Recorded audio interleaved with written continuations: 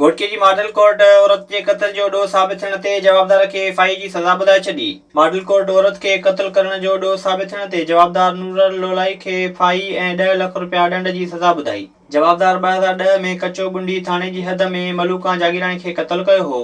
अदालती फ़ैसिले खां पोइ जवाबदार खे सेंट्रल जेल सखर मुंतक़िल कयो वियो। कंबर में बीबी शहीद भुट्टो तरफ़ां मीर मुर्तज़ा भुट्टो ऐं संदसि साथियुनि जे कातलनि जी गिरफ़्तारी लाइ रैली कढी वई। फ़कीर मोहम्मद यूसुफ, मोहम्मद जान ब्रोही ऐं ॿियनि चयो त हिन वक़्त ताईं मीर मुर्तज़ा भुट्टो ऐं संदसि साथियुनि जा कातिल गिरफ़्तार न आहिनि कया विया। हुननि चयो त रैली कढी अदालत खां इंसाफ़ जी घुर कई पई वञे। अॻवाननि मुतालबो कयो त मीर मुर्तज़ा भुट्टो जो केस ॿीहर हलाए इंसाफ़ ॾियारियो वञे। करमपुर वेझो अगवा थियल चौकीदार जे वारसनि पारां बाज़ियाबी लाइ एहतिजाज कयो वियो। कोट मोरो माड़ीअ जे रहवासियुनि करमपुर लाड़ वटि इंडस हाईवे ते धरणो हणी रोड ब्लॉक करे छॾियो।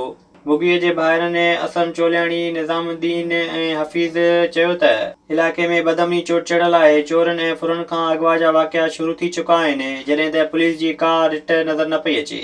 चोलियाणी बिरादरी मुतालबो कयो त पुरियत साईं बख़्श खे बाज़ियाब कराए बेचैनी ख़त्म कई वञे। दाद लगारी जे ॻोठाणे चोरी थियल में वापसि ॾियारण जी अपील कई आहे।